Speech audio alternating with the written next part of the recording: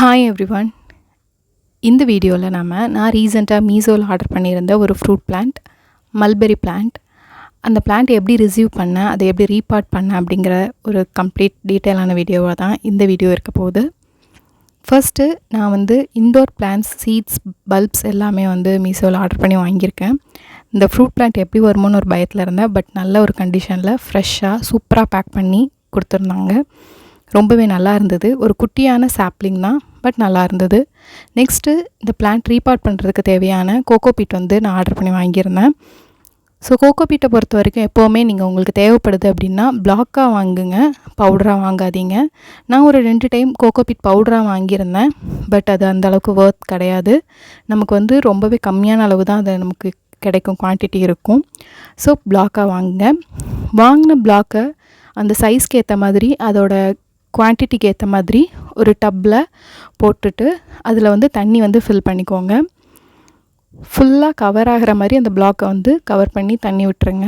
தண்ணி அதிகமாக அப்பெல்லாம் கிடையவே கிடையாது. அது உறிஞ்சு அப்படியே பவுடராக மாறிடும். நிறைய பேர் இது இப்போ காமனாக யூஸ் பண்ண ஆரம்பிச்சிட்டாங்க.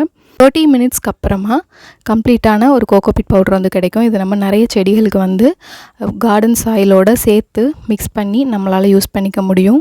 இன்டோர் பிளான்ட்ஸ்க்கும் இது ஒரு நல்ல option. Money plant, indoor plant, அப்புறம் நம்ம வெயிலில் வைக்கிறதுக்கு மட்டும் ஒரு சாயிலோட ஒரு சப்போர்ட்டாக நம்ம இதை யூஸ் பண்ணிக்கலாம். ஸோ அதுக்காக தான் நான் இந்த இது வாங்கியிருந்தேன். ஸோ இப்போது ரீபார்ட் பண்ணுறதுக்கான க்ரோ பேக் நான் எடுத்துக்கிட்டேன். இது 12x12 சைஸு. இதில் ஃபஸ்ட்டு நான் கார்டனில் இருக்கிற அந்த காஞ்ச இலைகள், அந்த வேஸ்ட்டை போட்டுட்டேன். ஃபஸ்ட்டு சாயில் போட்டு அப்புறம் அந்த வேஸ்ட் போட்டுட்டு கார்டன் சாயில், கோகோபீட் இது ரெண்டுத்தையும் மிக்ஸ் பண்ணி தான் இப்போ நான் இந்த மல்பெரி பிளான்ட்டை ரீபார்ட் பண்ண போகிறேன். ஸோ எந்த அளவுக்கு மண் இருக்கோ அதுக்கு கொஞ்சமாக ஒரு சப்போர்ட்டிவாக தான் நான் இந்த கோகோபீட் ஆட் பண்ணியிருக்கேன். ரொம்ப போடலை. நம்ம கோகோபீட் ஆட் பண்ணும்போது டெரஸ் கார்டனில் யூஸ் பண்ணுறோம் அப்படின்னா அந்த மணலோட வெயிட் டெரஸ் கார்டனில் ரொம்ப அப்படி ஹெவியாக ஃபீல் ஆகாத அளவுக்கு இருக்கும். அதுக்காக தான் நம்ம கோகோபீட் அதுக்காகவும் யூஸ் பண்ணிக்கலாம்.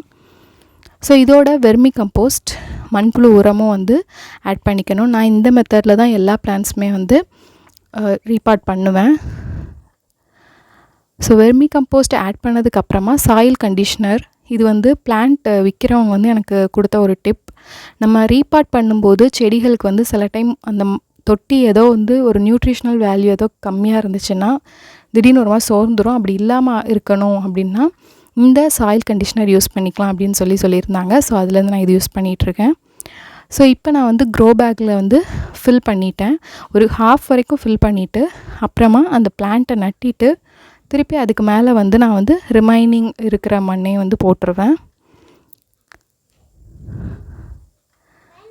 ஸோ இதில் garden soil, cocopeat, vermi compost and soil conditioner, இந்த மிக்ஸ்சர் தான் இந்த இது. ஸோ இப்போ மல்பெரி பிளான்ட் இதை ஓப்பன் பண்ணிவிட்டு, இது கொஞ்சம் ட்ரையாக இருந்த மாதிரி இருந்தது. அவங்க என்ன மண்ணில் வச்சுருந்தாங்கன்னு தெரில. நான் தண்ணி ஊற்ற அது ரொம்ப ட்ரையாக இருந்தது. பார்க்க ரெட் சாயில் மாதிரியும் இல்லை. ஸோ ரெண்டு டைம் தண்ணியில் கொஞ்சம் டிப் பண்ணிவிட்டு அப்படியே கொஞ்சம் வேரை லூஸ் பண்ணி விட்டுட்டு நான் நட்டி வச்சிட்டேன்.